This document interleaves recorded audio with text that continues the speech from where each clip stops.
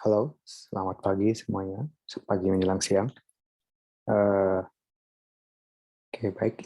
Ini merupakan video pembelajaran ya, yang bukan lanjutan dari eh, kuliah yang sebelumnya, dari kuliah di Zoom. Nah, sekarang ini adalah video pembelajaran yang isinya mungkin jadi secara teori lebih detail dalam menjelaskan konsep mengenai post-harvest pathology. Jadi patologi pasca panen ya. Nah, yang diharapkan dari pembelajaran ini, nah ini utamanya ada tiga, yaitu pertama adalah memahami definisi dan biologi dari patologi pasca panen. Ya, kemudian yang kedua bisa mengenali dan mengidentifikasi beberapa penyakit pasca panen yang umum dan berikut patogen-patogen penyebabnya. Ya, nah, ini penting karena eh, bisa dilihat nanti bahwa penyakit pasca panen ini juga sangat beragam ya. Dan itu bisa menyerang di produk-produk pangan yang juga cukup luas. Kemudian terakhir adalah mengetahui dan memahami beberapa teknologi yang digunakan untuk mengendalikan penyakit pasca panen ini.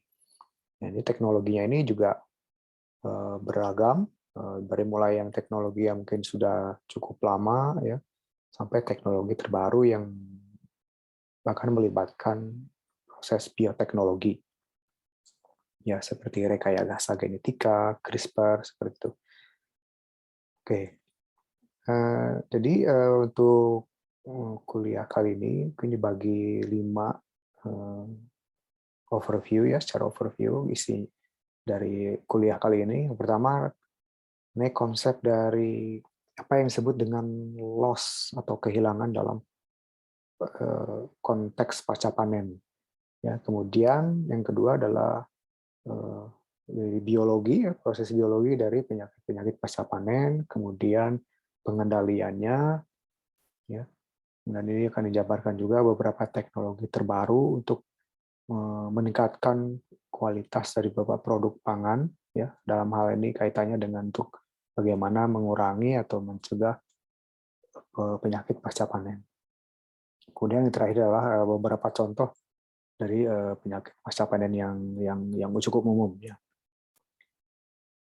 Oke, jadi sebetulnya jika dilihat dari segi kehilangan loss, ya dari loss dari suatu produk, ya dari yield itu ya.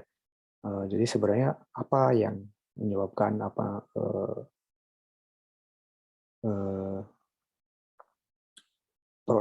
penyakit pasca panen itu menyebabkan kehilangan apa gitu untuk produk pangan. Jadi pertama, kehilangan berupa fisik, artinya secara fisik itu hilang ya. Jadi bisa misalnya jaringan yang rusak ya, kemudian eh, massa yang berkurang ya akibat misalnya kehilangannya. Jadi misalnya ada 1000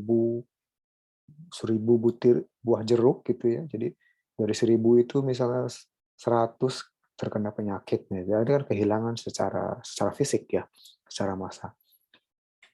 Itu bisa diakibatkan dari kerusakan secara mekanis. Jadi misalnya dalam proses pemanenan, kemudian eh, pengolahan, bahkan pengangkutan ya.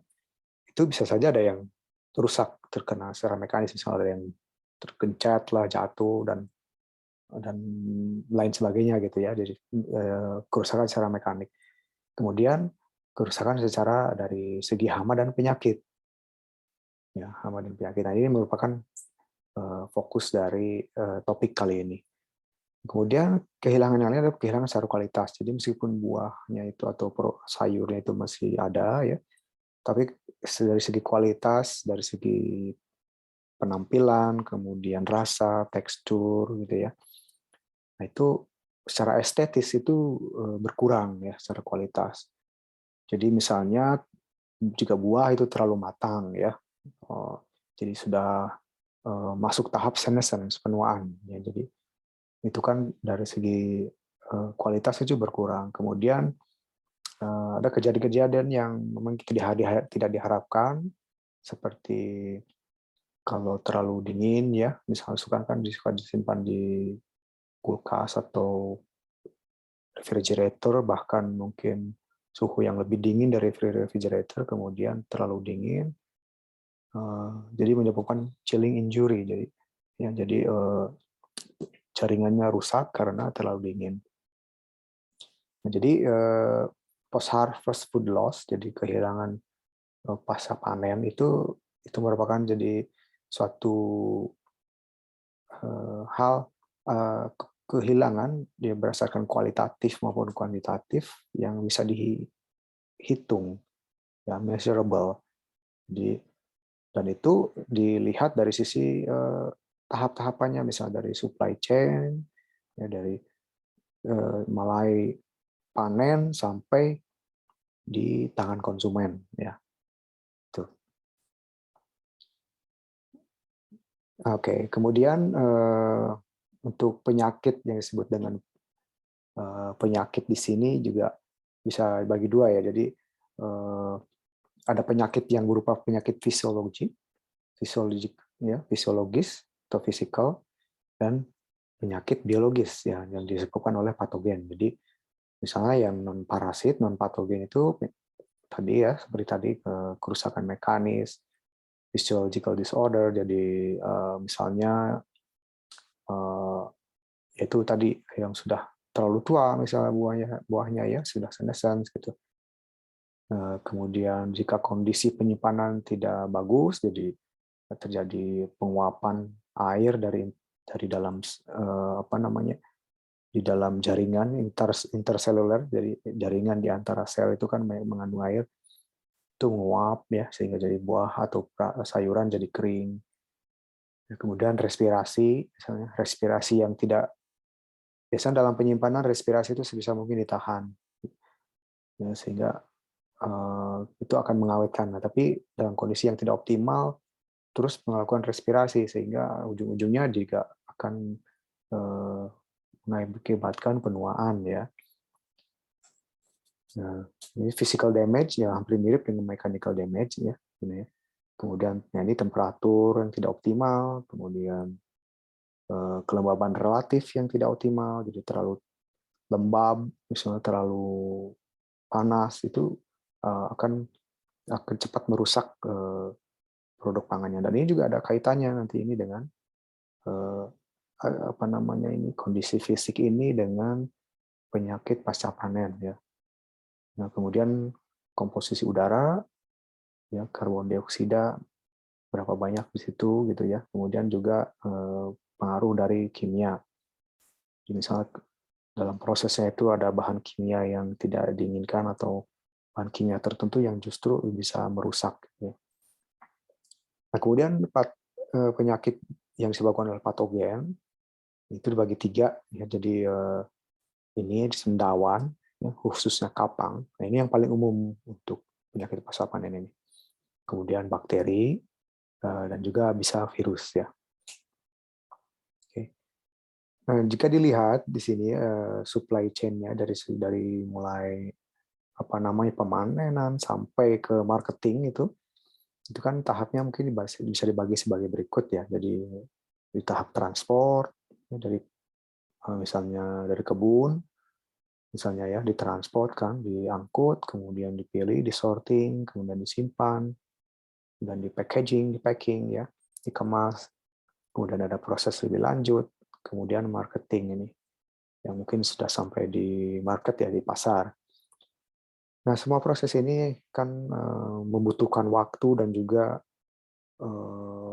apa ya, proses secara fisik, ya, memindah-mindahkan, kemudian proses packing. Jadi secara keseluruhan dalam tahap-tahap ini tentu saja ada kehilangan, kerusakan, ada proses misalnya kerusakan fisik tadi, ya, kemudian seiring waktu juga misalnya produk-produk pangan tertentu kan semakin lama disimpan, ya, semakin misalnya mudah rusak, ya, itu baik secara biologis maupun mekanis. Nah, jadi untuk setiap tahap ini secara keseluruhan itu eh, harus dilakukan suatu semacam protokol atau tindakan bagaimana untuk mencegahnya seperti itu ya. Nah ini handlingnya. Jadi penanganan itu setiap di tahap ini sangat krusial, sangat penting untuk self life dari produk-produk, jadi ke kebertahanan ya dari produk-produk pangan tersebut. Nah, kemudian jika kita lihat nih secara biologis dari penyakit-penyakit pasca panen ya. Nah, ini contoh saja. Maaf, ya, contoh ya. Jadi mungkin kalian sudah familiar, ada yang sudah melihat ya seperti ini. Jadi misalnya di apel seperti ini ya, kemudian ini mungkin di jeruk sepertinya ya, kemudian strawberry, pisang, mangga misalnya, terus apel.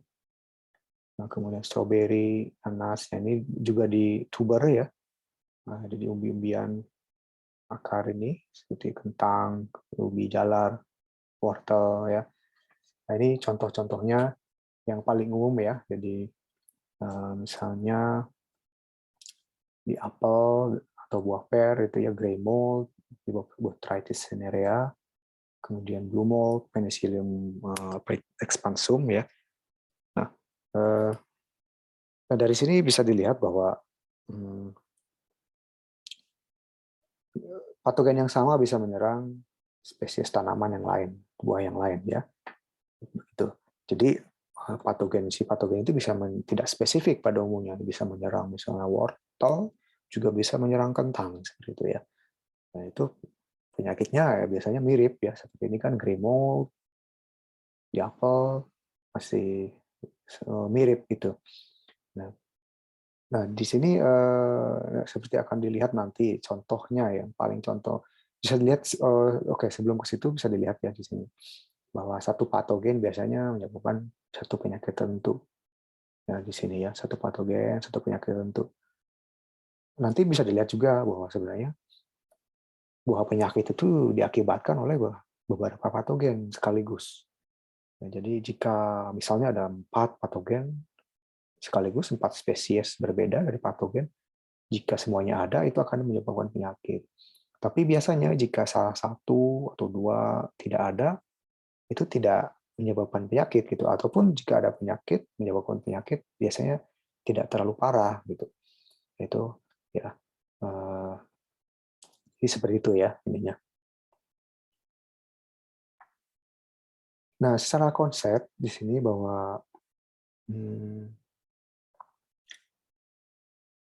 bahwa penyakit di pasca panen itu, pasca panen artinya kan setelah dipanen ya. Jadi setelah lepas dari pohonnya atau dari tumbuhannya, hasil buah kan, buah mangga setelah lepas dari pohon mangganya gitu. Nah, jadi biasanya patogen yang menyerang produk-produk pasca panen ini adalah patogen-patogen yang sebetulnya cukup lemah dalam artian dari sisi virulensi ya. Jadi lemah, bukan patogen yang misalnya tidak terlalu ganas itulah seperti itu ya. Mungkin segampangnya seperti sekarang COVID-19 itu, mungkin yang Delta itu sangat ganas, nah sekarang Omicron mungkin meskipun kasusnya tinggi ya, tapi dia sebetulnya secara mortalitas misalnya jauh lebih rendah dibandingkan Delta seperti itu. Nah, jadi Omicron itu bisa disebut sebagai yang lebih lemah, patogen lebih lemah seperti itu ya. Nah ini patogen lemah ini umumnya hanya bisa menyerang produk pangan yang rusak atau yang sudah menua ya itu.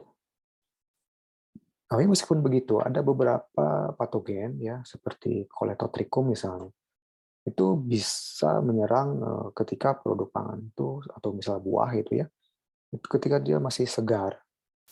Nah, bahkan Cholectotrichum ini bisa menyerang patogen itu dari sejak si buahnya itu masih di pohon ya. Jadi produk pasca panen itu sebagian patogennya itu muncul ketika atau menyerang ketika buahnya itu sudah dipetik. Tapi ada beberapa patogen tertentu seperti Cholectotrichum itu sudah ada dan sudah bisa menyebabkan sakit ketika buahnya itu atau produk pangan itu ketika masih di tanamannya ya. Selain itu, meskipun pada umumnya tadi seperti saya ungkapkan di awal ya bahwa eh, patogen yang sama itu bisa menyerang tanaman yang lain, ya, buah yang lain, itu umumnya seperti itu. Tapi ada juga beberapa patogen yang spesifik, artinya patogen tertentu hanya biasanya menyerang inang-inang tertentu saja. Ya, jadi cukup spesifik ya hubungannya ini. Contohnya Penicillium digitatum ya, itu hanya menyebabkan busuk di jeruk misalnya. Kemudian Penicillium expansum itu hanya di buah-buah pome ya seperti apel, pear seperti itu ya, tapi tidak jeruk gitu. Jadi cukup spesifik ya. Jadi ada beberapa patogen yang cukup spesifik ya. Nah, dalam hal ini biasanya mekanisme seperti ini ya, seperti diterangkan di sini. Jadi bahwa biasanya yang patogen yang tidak spesifik itu, yang ini ya, yang patogen lemah ini itu akan apa ya, masuk ketika kan ada jaringan yang rusak ya. Nah, itu. Nah, jaringan yang rusak ini atau bisa jaringannya rusak, itu jaringan yang rusak kan bisa karena penyakit juga. Jadi biasanya penyakit yang spesifik ini, yang spesifik dan bahkan penyakit yang sudah ada di awal sebelum dipetik itu kan sudah menyebabkan kerusakan di buahnya ketika dipetik ya. Jadi bayangkan misalnya pohon ada buah mangga, ketika dipetik itu mungkin ada bercak, sudah ada bercak di situ ya, yang bisa saja disebabkan oleh Coletotrichum. Nah, bercak kecil yang mungkin kecil tidak terlalu terlihat itu. Nah, itu ketika disimpan karena sudah ada luka di situ ya, sudah ada titik penyakit. Nah, itu nantinya akan diserang ketika penyimpanan oleh patogen-patogen yang lemah ini. Karena di situ sudah ada pembusukan ya, breakdown gitu. Jadi biasanya suksesinya seperti itu. Jadi buahnya sudah rusak karena ada titik misalnya kerusakan akibat patogen yang seperti ini ya, yang dari awal, kemudian akibat kerusakan yang sedikit itu ketika disimpan patogen-patogen yang lemah itu kemudian akan mengkolonisasi ya, menyebabkan kerusakan yang lebih lanjut. Nah, ini adalah gambaran umum proses infeksinya. Ini bisa berbeda untuk spesies cendawan tertentu ya, tapi pada umumnya kurang lebih seperti ini. Ini contohnya saja untuk ini ya, apa namanya, antraknosa, penyakit antraknosa ya, yang disebabkan oleh Coletotrichum gliosporoides ya, itu. Nah, jadi pertama di sini kita lihat ya, ini adalah jaringan dari buah ya seperti ini. Ini kan ada wax layer, jadi lapisan lilin ya. Kemudian ini ada kutikula, kemudian ini sel epidermis. Nah, ketika ada conidium menempel di sini, spora ya itu ya, conidium cendawan itu. Kemudian ini berkecambah, ya, kemudian dia biasanya membentuk suatu struktur khusus, apresorium. Jadi apresorium itu adalah struktur khusus dari cendawan patogen ya untuk memfasilitasi infeksi ke dalam jaringan tumbuhan, dalam hal ini buah. Nah, ini adalah kemudian masuk ke sini ya, disebut infection pack. Jadi ini micellia atau hifa yang masuk ke dalam sini ya. Inisiasinya itu disebut infection pack. Nah, biasanya ini di buah yang masih segar, biasanya masih di dalam pohon, itu apresorium dan infection pack-nya itu ada dalam tahap quiescent.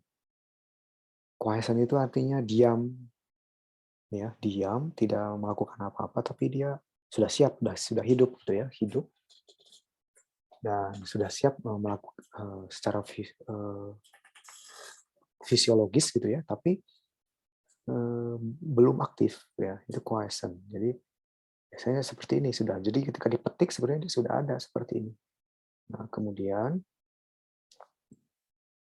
bahkan sebelum dipetik juga bisa, tapi intinya adalah di sini adalah ketika masih muda itu seperti ini, tapi ketika buah itu mulai mematang, proses pematangan, nah itu kan jadi, mulai karena gula semakin banyak di sini ya, kemudian jaringan juga semakin, soft ya, lembut gitu, itu, eee, tidak quiescent lagi ya, kemudian melakukan proses infeksi ke sini. Jadi hifanya masuk ke dalam, mulai masuk ke dalam ya. Nah, kemudian berlangsung terus, nah ini kemudian terjadi kolonisasi, ya, kolonisasi ke dalam jaringan terus. Nah, ketika kalau kolonisasinya cukup, banyak, ekstensif, kemudian menghasilkan konidia, ya, sporaan lagi seperti ini. Nah, sporanya itu kemudian konidia ini ketika ini dibayangkan dalam pohon ya, itu akan menyebarkan baik dengan angin, air, bisa ke ranting-ranting, ke daun-daun dan sebagainya. Jadi menyebar ya. Nah, karena kondisinya menyebar banyak, nah kembali dia nempel lagi nanti di kulit buah itu, seperti itu. Kemudian terjadilah siklus ini berlanjut gitu ya. Nah, ini adalah contoh, dari mikroskop elektron ya, jadi ini konidianya, kemudian ini germination tube ya, konidia yang berkecambah, kemudian ini acrosorium. Nah, ini adalah infection pack-nya. Nah, seperti bisa dilihat di sini ya, yang lapisan ini adalah lapisan lilin, kemudian ini kutikula, ya, seperti itu. Nah, kemudian faktor-faktor apa yang mempengaruhi perkembangan dari infeksi tadi? Nah, itu sangat dipengaruhi oleh faktor lingkungan tentunya ya. Jadi seperti temperatur yang tinggi ya, jadi misalnya suhu yang hangat seperti itu akan memicu kolonisasi yang lebih cepat. Begitu pula dengan kelembaban yang tinggi, free water, jadi air bebas di situ misalnya musim hujan, ketika musim hujan itu akan selain membantu penyebaran juga akan meningkatkan kelembaban ya. Nah, kemudian, pelukaan akibat dingin misalnya ya. Nah, di sini juga rasio antara di udara ya, rasio antara oksigen dan karbon dioksida juga mempengaruhi. Jadi ketika oksigen lebih tinggi rasionya dibandingkan karbon dioksida misalnya, nah tentunya kan itu akan memicu proses respirasi karena oksigennya tinggi ya. Jadi si patogen yang situ respirasinya bisa optimal karena oksigennya tinggi. Kemudian pH yang rendah. Nah, pH rendah ini sebetulnya bisa diartikan biasanya cukup spesifik untuk patogen cendawan, misalnya kapang ya. Karena kapang itu cendawan itu biasanya lebih suka pH yang rendah, lebih yang asam-asam. Nah, untuk bakteri itu ada yang memang seperti itu, tapi ada jenis bakteri tertentu yang justru bakteri itu lebih suka di netral, bahkan ada yang basa ya pH-nya.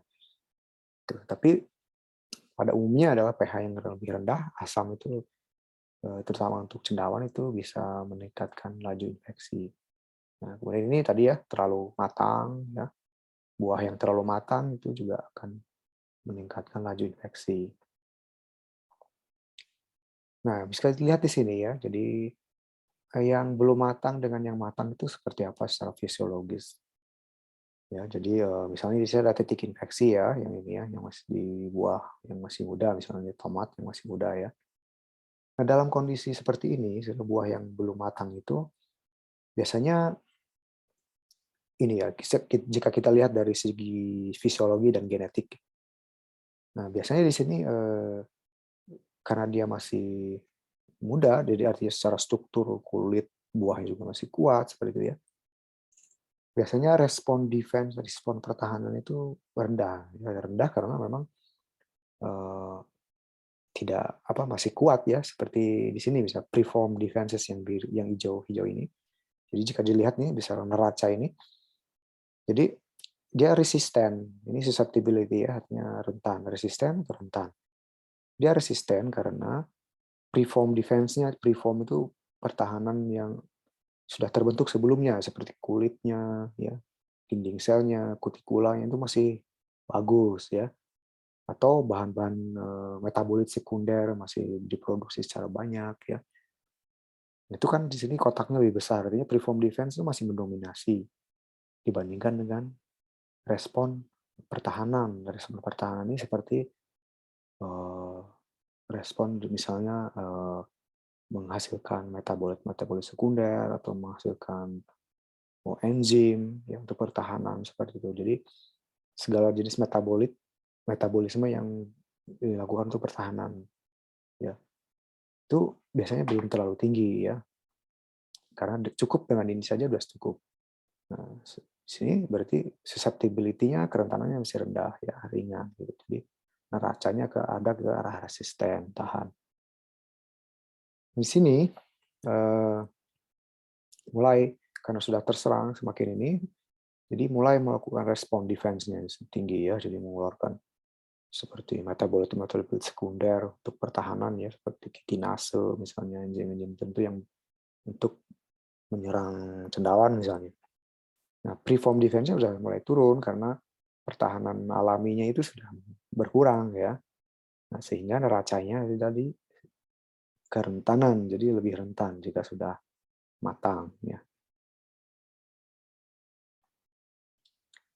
Nah, ini konsep secara umum saja bahwa tapi ini berlaku juga untuk pasca panen ya. Tapi ini berlaku secara umum baik pasca panen ataupun pertahanan tumbuhan secara umum ya. Jadi seperti tadi saya jelaskan secara singkat, jadi pertahanan itu ada dua dia. Jadi preform barriers, tadi yang preform yang sudah terbentuk ya, di dinding sel, kutikula dan lain-lain.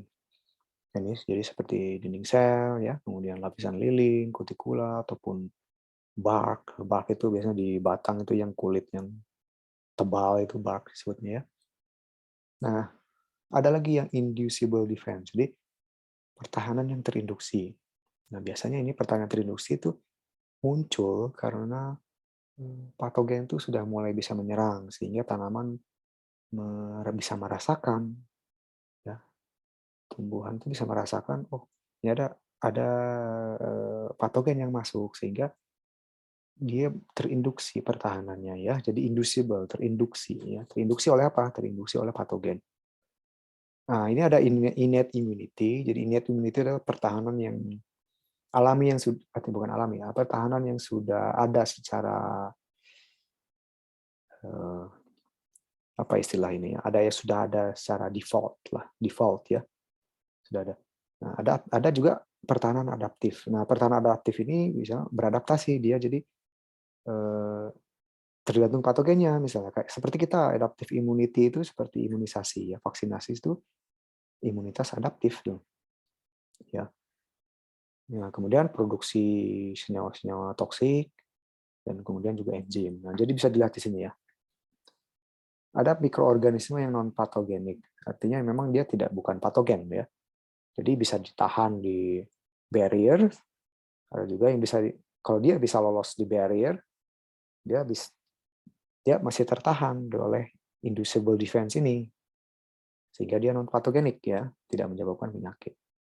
Yang patogenik ini biasanya yang barrier juga bisa lolos, saatnya bisa apa si barrier ini tidak bisa menahan dia. Begitu pula dengan inducible defense juga tidak bisa menahan dia. Jadi makanya timbullah penyakit ya seperti itu. Oke, ya tadi secara biologis. Nah kemudian tadi di awal saya sudah menerangkan mengenai loss ya, kehilangan akibat penyakit ini. Jadi kehilangan itu bisa tadi kehilangan suara kualitas, juga kehilangan secara kuantitas ya. Nah, selain itu, selain kehilangan tadi, adanya patogen ini di pasca panen ini ternyata juga bisa membahayakan manusia. Nah, itu biasanya karena adanya mikotoksin. Jadi miko itu kan ya cendawan ya, toksin, racun. Jadi cendawan yang memang dihasilkan oleh racun yang dihasilkan oleh cendawan, yang tadi kapang-kapang tadi. seperti Aspergillus dan lain-lain itu menghasilkan senyawa-senyawa metabolit sekunder ya yang bisa memang menyebabkan penyakit di produk pangan, tapi juga bisa menyebabkan sakit bahkan kematian di manusia dan hewan ya. Ya. Nah, contoh-contoh yang paling terkenal di sini adalah aflatoksin. Ini yang paling terkenal ya, aflatoksin, citrinin, ergot alkaloid, ya, dan lain-lain di sini. Nah, ini semuanya beracun, kemudian efek ke kesehatan manusia juga bisa berbeda-beda ya. Ya, ada yang menyerang sistem saraf, misalnya bahkan ada yang menyerang ke sistem jantung seperti itu. Ya. Ini contoh-contoh aflatoksin kalian bisa pelajari ya baik di paper, jurnal, ya maupun di sumber dari internet. Baca-baca saja ya apa mereka ini siapa yang produksi, kemudian kira-kira apa bahayanya seperti itu ya. Nah, contohnya aflatoksin ya, aflatoksin B1 misalnya. Ini biasanya di jagung ada ya, kemudian kacang tanah, itu penyebabnya dari Aspergillus. Ada Aspergillus flavus, Aspergillus parasiticus ya. Nah, kemudian ergotamin atau ergot alkaloid itu biasanya di sereal. Ya, jadi di sereal itu biasa oleh Claviceps purpurea misalnya. Nah, bisa dilihat di sini ya, Aspergillus itu seperti Aspergillus flavus misalnya. Itu biasanya hijau dia memang. Jadi kalau ada ya, kacang tanah yang sudah hijau seperti ini itu bisa berbahaya sekali itu. Ya. Kemudian di padi ini misalnya yang hitam-hitam atau gandum ini gandum ya. Nah ini Claviceps purpurea. Ya untuk Claviceps purpurea ini untuk ergotamin itu biasanya ada kalian bisa baca mengenai penyakit ergot itu di Eropa itu pertama kali ditemukan ya. Jadi itu menyerang saraf ya. Jadi ergot ini.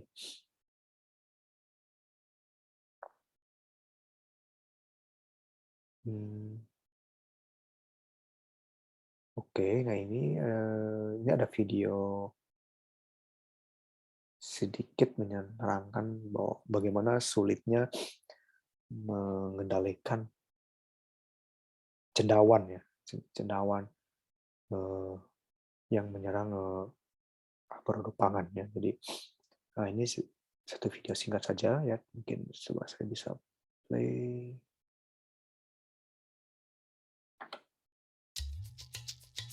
You could say there are two types of mold: the good and the bad. Penicillium notatum, for example, gave rise to the drug penicillin, which by some estimates has saved at least 200 million human lives. While other molds like Aspergillus flavus produce toxins that can harm and even kill you. But whether or not you want it around, mold is everywhere. In fact, you're likely breathing it in right now, and there's pretty much nothing you can do to get rid of it. Mold is a fungus, like mushrooms, and it's made up of thousands of thread-like filaments called hyphae. It uses those filaments like roots to feed. Hyphae extend into your stale bread or rotten tomato and start releasing digestive enzymes, which are actually similar to the enzymes in our stomachs.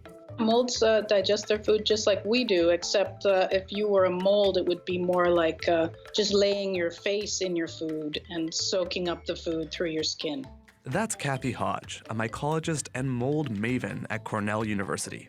She says that by the time you actually see that fuzzy mold, hyphae are already hard at work deep below the surface.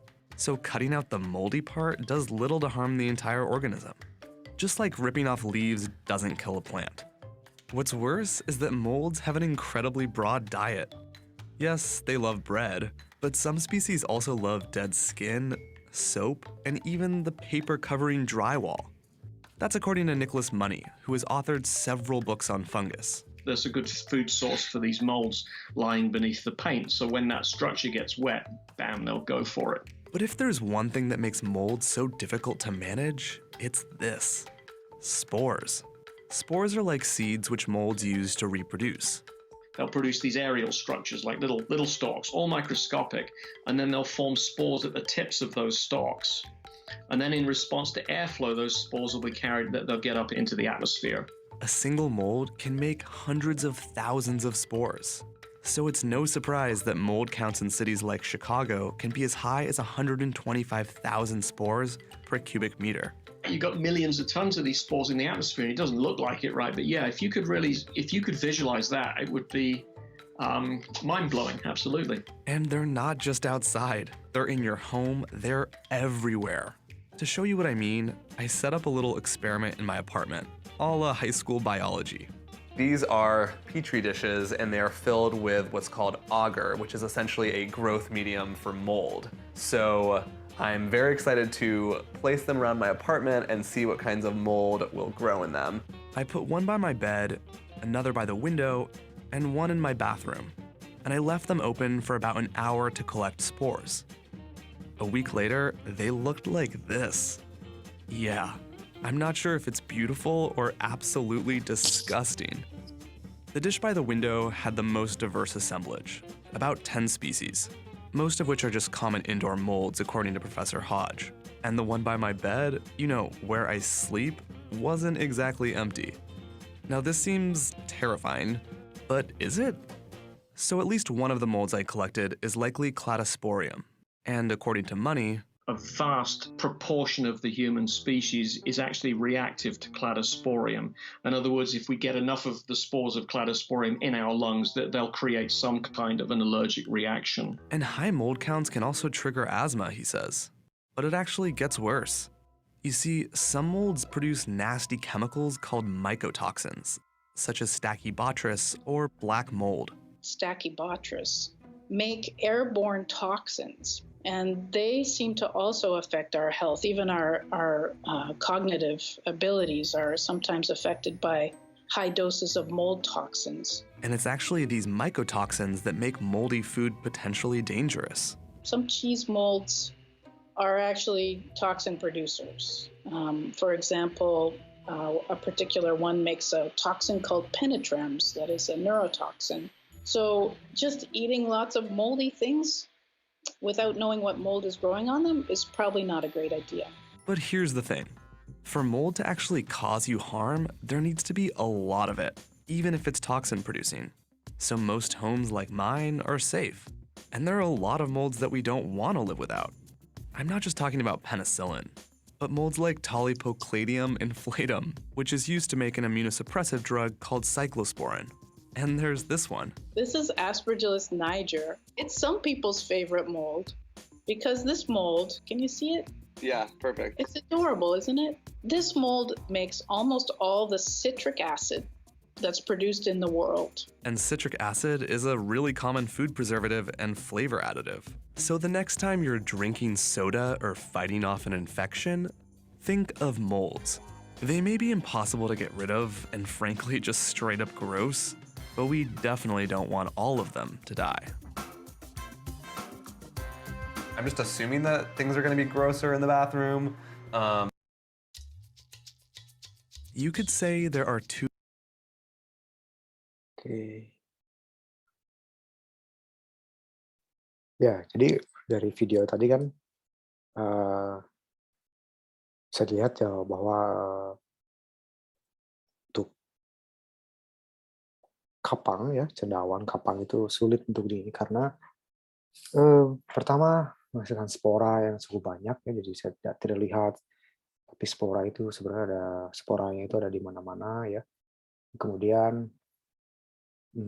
biasanya cendawan kapang itu hampir bisa makan segala hal karena mereka produk-produk pangan, karena mereka banyak sekali menghasilkan enzim-enzim yang bisa mencerna produk-produk pangan tersebut ya, sehingga bisa didigest dan dikonsumsi oleh kapang itu.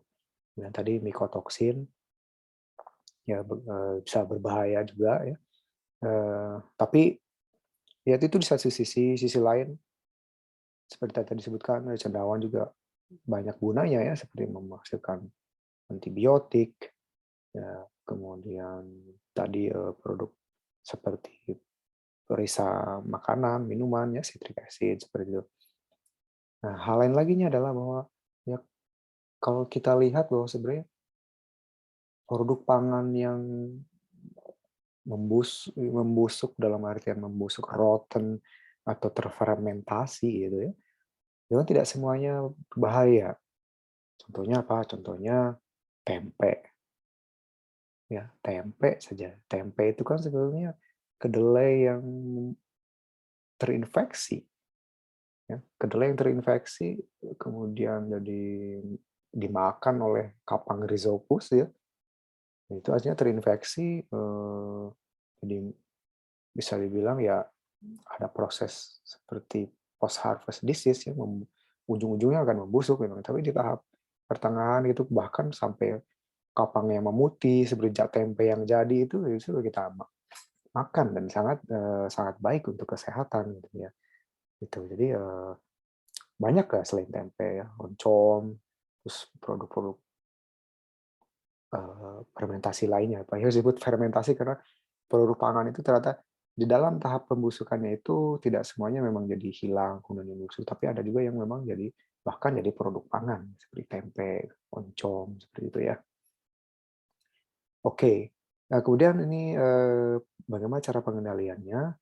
Ini juga banyak ya. Jadi dengan perlakuan kimia seperti fungisida ya, seperti mancozeb yang paling dipakai. Kemudian fitoaleksin. Fitoaleksin itu adalah senyawaan metabolit yang dihasilkan oleh tumbuhan ya. Jadi biasanya dari kelas alkaloid ya, seperti terpenoid, glikosteroid ya. Kemudian treatment secara biologis, misalnya dengan pengendalian agens hayati, agens pengendali hayati ya, seperti misalnya bacillus. Jadi beberapa bakteri tertentu bisa mengendalikan penyakit. Kemudian ada juga senyawaan-senyawaan metabolitnya yang dihasilkan oleh mikroorganisme ini. Gitu. Jadi bukan mikroorganisme, tapi senyawaannya ya. Ada juga. Meskipun ini belum banyak dipakai ya dan belum berkembang lah. Yang sudah berkembang itu adalah pengendalian hayati. Kemudian metabolit tanaman yang lain selain fitoaleksin ya seperti senyawaan-senyawaan ya, volatil yang menguap seperti itu. Kemudian treatment secara fisik seperti program sanitasi, pengendalian suhu ya yang lebih bagus. Kemudian ini ada juga yang dipanaskan, seperti kemudian radiasi ultraviolet, karbon dioksida yang dinaikkan, ya ini untuk menurunkan laju respirasi ya tadi ya, yang sudah saya terangkan sebelumnya. Nah ini secara fisik, kemudian secara bioteknologi, misalnya RNA interference, ya RNA interference. Saya tidak tahu kalian sudah belajar belum RNA interference ya. Jadi intinya adalah menekan ekspresi gen akibat proses yang disebut interferensi karena RNA. Jadi gennya itu tidak bisa diekspresi, tapi ekspresinya dihambat. Nah, kemudian ada CRISPR ya, genome editing dengan CRISPR. Oke, treatment kimia ini yang paling umum dan masih dilakukan sampai sekarang karena ini paling mudah dan murah ya, dan masih efektif memang. Jadi biasanya seperti ini ya. Jadi di apa namanya konveyor itu dialirkan. Kemudian misalnya ada yang di spray seperti ini berupa misting ya. Ada juga yang buahnya itu dilewatkan dengan ada perendaman di air yang sudah mengandung fungisida seperti itu. Nah, contohnya seperti ini. Nah, tapi dari segi perlakuan itu ada yang dilakukan sebelum dipanen, ada yang dilakukan setelah panen, post harvest. Nah, misalnya yang sebelum panen dalam mancozeb di buah mangga misalnya, itu dilakukan ketika masih pembungaan atau ketika mulai pembentukan buah ya. untuk mencegah penyakit antraknosa dengan koletotrichum yang tadi saya jelaskan di awal ini ya. Koletotrichum ini menyerang ketika dia masih di pohon, ya, yang ada siklus itu ya. Nah ini biasanya tapi tidak seperti seefektif treatment yang post harvest karena lama kelamaan ini si patogen ini bisa tahan ya terhadap fungisida itu. Nah kemudian yang post harvest, nah ini biasanya dengan menggunakan fungisida yang spektrumnya itu luas dan juga bisa juga yang sempit ya. Nah, jadi ada yang penyakit yang muncul di sini, ada yang di sini. Nah, itu akan menentukan pilihan fungisida yang mana yang dipakai yang lebih efektif ya. Nah, untuk contohnya untuk yang post harvest itu benzimidazole, imidazole dari senyawaan azol ya, kebanyakan. Mancozeb juga bisa dipakai ternyata dua-duanya ya, seperti itu. Tapi biasanya ada kekhususan yang post harvest sama pre harvest itu agak sedikit berbeda fungisidanya apa yang dipakai. Nah, ini contoh saja. Jadi ini yang luka, jadi ada treatmentnya, ada percobaannya. Dia memang sengaja ada yang luka-luka, dilukai gitu ya. Nah, ini yang tidak diberikan fungisida, ini yang diberi fungisida. Bisa dilihat ya perbedaannya. Jadi dengan pelukaan itu yang tanpa fungisida banyak yang dikolonisasi kapang ya. Nah, kalau yang ini adalah sengaja diinkulasi oleh Penicillium digitatum. Nah, bisa dilihat juga di sini ya, yang tanpa fungisida itu banyak yang terinfeksi. Nah, jadi bisa di-spray, ya, fungisidanya itu kemudian difumigasi, ada yang direndam, ada yang diberikan bahkan di wrap-nya itu, bungkusnya ya, di box-nya, kemudian di coating, dilapisi dengan dicampurkan dengan lapisan lilin seperti itu. Ya.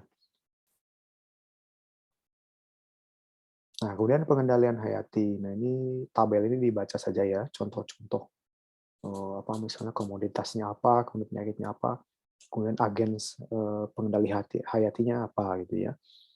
Ini adalah peach ya, nektar, apricot, dan plum. Ya, jadi ini adalah semuanya ini disemprot atau diberikan inokulum ini Monilina fructicola ya, jadi patogennya ini diberikan semua ini inokulum spora ya, semuanya diberikan spora. Tapi yang ini yang B3 ini adalah ini Bacillus subtilis B3 ya, jadi pengendali hayati.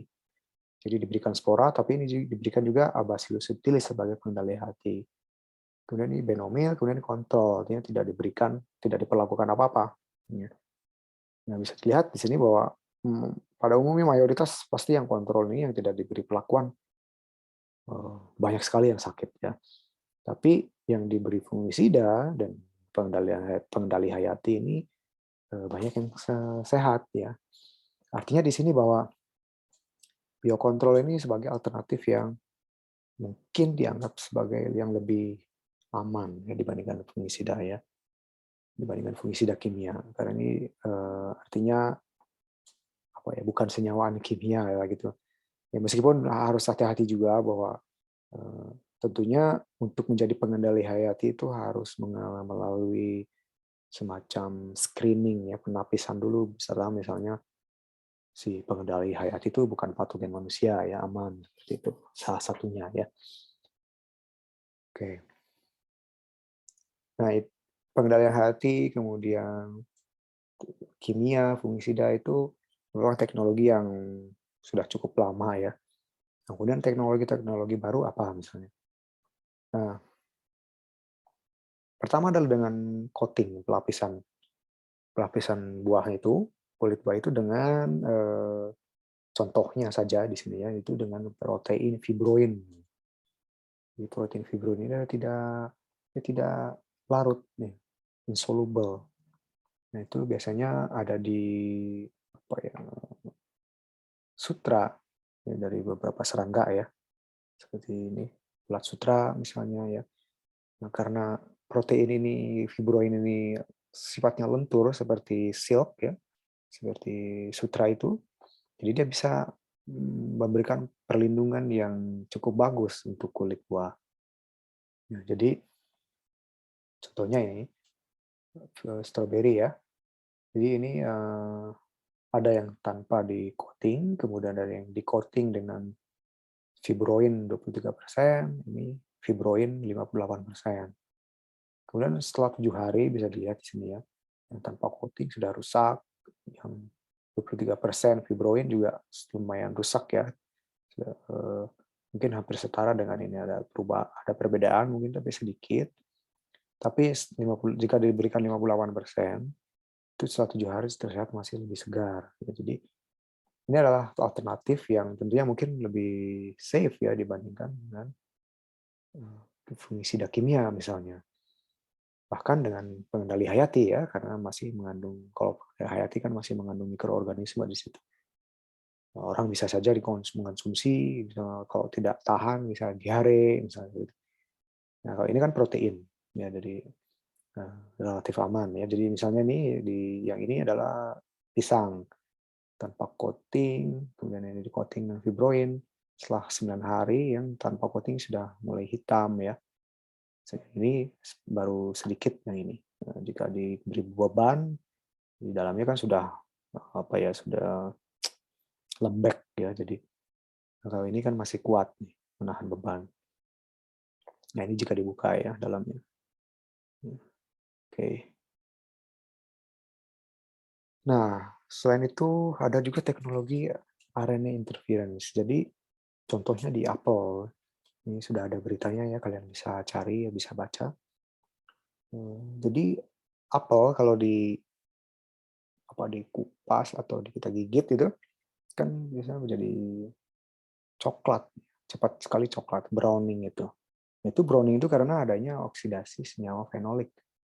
Jadi dalam apel itu ada senyawa fenolik, kemudian ketika dimakan, jadi digigit itu kan ada sel-sel yang rusak. Sel yang rusak itu kemudian mengekspos senyawa fenolik ini ke udara sehingga ada oksigen itu mengoksidasi si senyawa fenol itu sehingga kemudian menghasilkan browning lah, pencoklatan ini ya. Jadi RNA interference ini yang di sini di apel ini adalah RNA interference yang menginaktifkan enzim polifenol oksidase. Nah, jadi sebenarnya bukan enzim yang tidak diaktifkan ya, tapi gennya itu, gen polifenol oksidase itu kita kadang mengekspresikan si mRNA-nya itu ditempeli oleh RNA interference ini, kemudian sehingga messenger RNA-nya ini belum sempat menjadi protein, belum sempat ke dalam proses translasi untuk membuat protein, itu dia matching dengan RNA interference, kemudian karena matching dengan RNA interference ini, kemudian messenger RNA ini kemudian degradasi sehingga tidak terjadi proses translasi. Ya, proteinnya tidak terbentuk gitu. Protein apa? Protein polifenol oksidase. Jadi RNA interference ini targetnya itulah di tahap transkripsi dari gen polifenol oksidasenya itu ya. Nah, jika dilihat di sini, ini disebutnya Arctic apple. Jadi apel yang jika digigit pun tidak menjadi coklat. Nah, ada 3 komponen yang terlibat ya, seperti yang tadi saya jelaskan. Jadi harus di apel itu kalau coklat itu pertama harus ada polifenol oksidase enzimnya ini ya. Kemudian senyawa polifenolnya sendiri, kemudian oksigen. Nah, di dalam sel jika dilihat di dalam selnya ya, di dalam sel apel ini, itu biasanya dia ada di kompartemen berbeda. Jadi yang merah ini kan ada polifenol oksidase ya. Jadi ini satu sel ya. Misalnya dalam vakuolanya itu ada polifenol oksidase, enzim itu di kompartemen khusus, kemudian di kompartemen yang lain itu ada senyawa polifenolnya. Jadi ada polifenol, ada polifenol oksidase. Nah, yang Arctic apple karena dia diinaktivasi gennya itu oleh RNA interference, dia tidak menghasilkan polifenol oksidase. Ya, polifenolnya ada tetap, tapi polifenol oksidasinya tidak ada. Sehingga ketika digigit misalnya, ya, ini kan hancur selnya. Kompartemennya ini hancur, jadi melebur kan, bertemu gitu, karena kompartemennya pecah. Nah, karena ada 3 komponen ini, kemudian ada oksigen masuk kan. Nah, oksigen ini menyebabkan adanya oksidasi senyawa fenolik ini oleh polifenol oksidase. Jadi dioksidasi oleh si enzim polifenol oksidase si senyawa fenolik ini. Kemudian terjadilah browning. Nah, kalau ini kan meskipun ada oksigen, tapi tidak ada enzim polifenol oksidasinya, sehingga tidak terjadi browning. Ya. Nah, ini orang kan biasanya tidak suka ya dengan coklat-coklat seperti ini, dan juga biasanya akan apelnya itu jadi sudah tidak appealing lagi gitu kalau sudah coklat, kalau sudah digigit. Tapi kalau masih ini tidak ada browning, kelihatannya kan masih segar ya. Nah, kemudian teknologi yang lain secara lain selain RNA interference adalah genome editing dengan CRISPR-Cas9. Prinsipnya sama tadi, di jamur juga ini ya, jamur juga bisa mengalami browning ya, kalau kalian pernah potong jamur yang masih segar belum dimasak itu, kalau dipotong di slice itu dia coklat juga, sama seperti apel ya. Jadi itu juga mengandung polifenol oksidase, ada senyawa polifenol, kemudian terekspos oksigen, terjadilah oksidasi senyawa polifenol. Nah, kalau ini gen yang tadi polifenol oksidasinya yang diedit. Jadi gennya langsung diedit itu kalau ini ya oleh CRISPR-Cas9, sehingga gennya itu tidak aktif lagi, tidak bisa menghasilkan protein polifenol oksidasi ya. Itu. Dua cara berbeda untuk tujuan yang sama ya. Oke. Kemudian tadi kan mikotoksin, contohnya aflatoksin ya. Nah, orang juga sudah menggunakan teknologi host-induced gene silencing. Jadi sebenarnya ini mirip dengan menggunakan RNA interference tadi ya. Jadi transgenik juga seperti yang apel tadi ya, transgenik di mana dimasukkan RNA interference ini ke dalam jagung itu ya. Tapi RNA interference-nya itu hanya bisa aktif di biji jagungnya saja, di kernelnya, tidak di bagian tanaman yang lain ya. Nah itu jadi di sini ya menggunakan untuk RNA-nya itu, RNA interference itu mentarget gen AFLC. Di mana gen ini? Jadi gini ya. Jadi gen AFLC-nya itu ada di Aspergillus-nya, di patogennya. Nah, apa yang ada di jagungnya adalah RNA interference ini, kaset ini ya. Jadi ada gen di situ yang nanti akan menghasilkan RNA interference gitu, yang nanti akan interfere dengan AFLC, gen AFLC yang ada di Aspergillus ini, gen ini untuk menghasilkan aflatoksin. Ya, jadi jika gen jagung ini mengandung RNAi, nah ini akan mentarget gen ini yang ada di aflatoksin di Aspergillus ini, sehingga gen ini tidak aktif. Jadi kalau gen ini tidak aktif, dia tidak menghasilkan aflatoksin. Gitu ya. Nah, mengapa bisa begini? Ini kompleks sebetulnya. Tapi prinsipnya begini. Kalau begitu mengapa ya? Kenapa loh gen RNA interference-nya kan ada di biji jagungnya, tapi kenapa bisa menghambat gen AFLC yang ada di Aspergillus? Mengapa bisa begitu? Kan itu di dua organisme yang berbeda, selnya terpisah ya. Nah, jika kita lihat patologinya sebenarnya, si Aspergillus ini kan sebenarnya bisa masuk ke dalam, bisa menginfeksi ya. Nah, kemudian ada RNA interference, itu sebenarnya si Aspergillus itu bisa mengambil RNA interference itu ke dalam sel Aspergillusnya. Itu. Nah, gitu masuk ke Aspergillus, terjadilah RNA interference ini sehingga menghambat gen AFLC.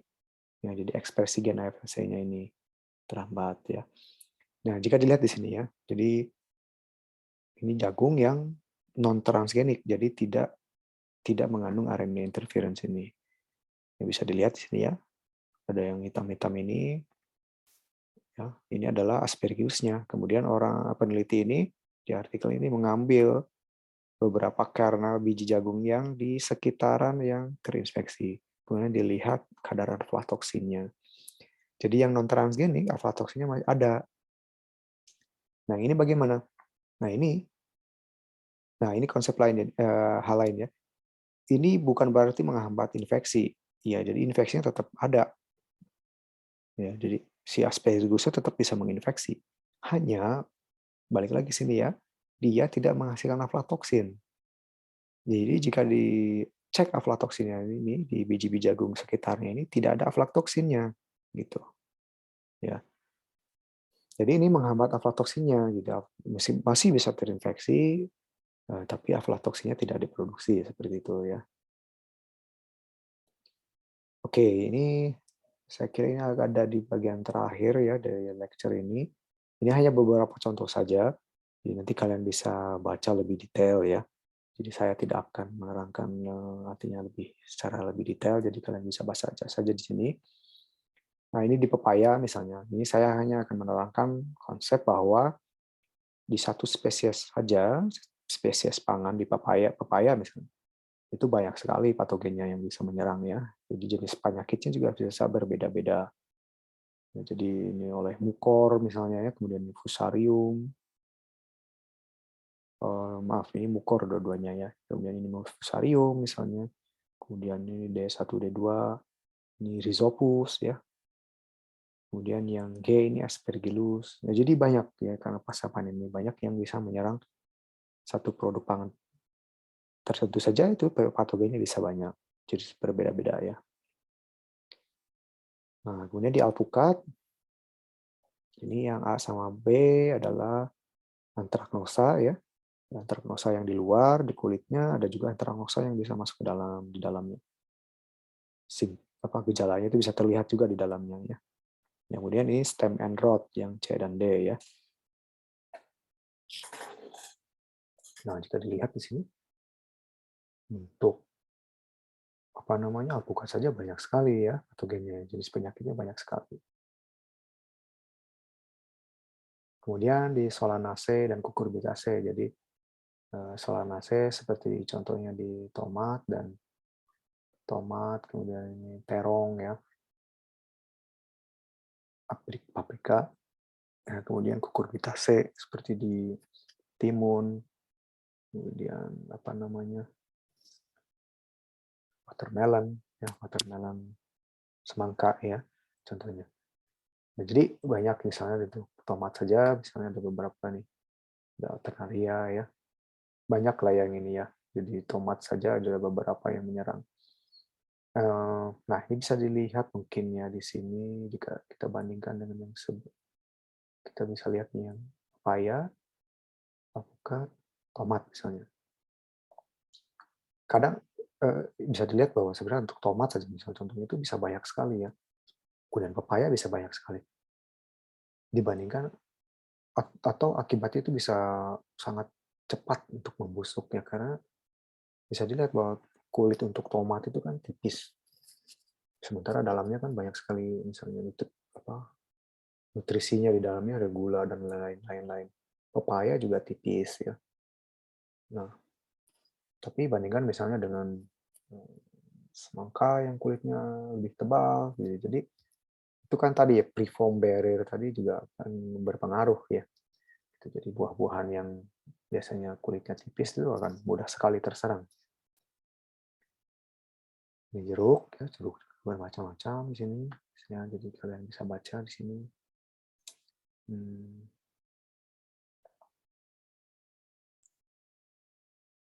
Begitu pula dengan pome ya. Nah, ini adalah contoh jika mengisolasi ya. Jadi penicillium diambil dari sini ya, kemudian jika ditumbuhkan di agar ini dia bisa terlihat seperti ini.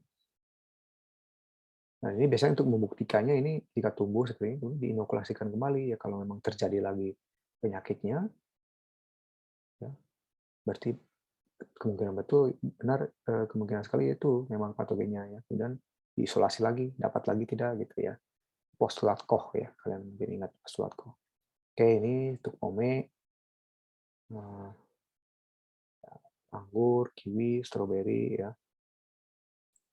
banyak. Nah, contoh. Nah, ini pisang. Nah, ini mungkin saya hanya akan menerangkan di sini. Tadi di awal saya sudah menjelaskan secara singkat, biasanya satu patogen, satu penyakit. Nah, ini di contoh yang di pisang, di awal juga ada yang tadi pisang, yaitu untuk yang finger stalk ya, jadi yang ini. Itu penyakitnya muncul karena akibat dari beberapa patogen yang menyerang sekaligus. Ini ya, jadi contohnya nih, kompleks patogen, ya, Coretotrichum, Fusarium, Lasiodipoidea, Telafiopsis, ya. Ini adalah ternyata patogen-patogen yang menyebabkan penyakit ini gitu. Jadi tidak hanya oleh satu patogen tapi oleh beberapa. Ada banyak yang seperti ini. Jadi kompleks patogen. Jadi kalau patogen semuanya itu ada, terjadilah penyakit ini gitu ya. Jadi tidak hanya oleh satu spesies patogen saja. Tubers ya, jadi ini untuk umbi-umbian biasanya itu dari golongan Phytophthora dan Pythium ya. Tapi ada juga yang Fusarium, tapi umumnya berupa Phytophthora dan Pythium. Di mana ini berdasarkan molekuler Phytophthora dan Pythium itu sebenarnya bukan cendawan yang sejati ya, bukan cendawan sejati dia. Dia berbeda sendiri ya. Oke. Ini kita sampai ke konsep berikutnya. Ini ada hubungannya dengan post harvest penyakit post harvest ya, pasca panen, dan juga pengendaliannya akibat dari ada dua jenis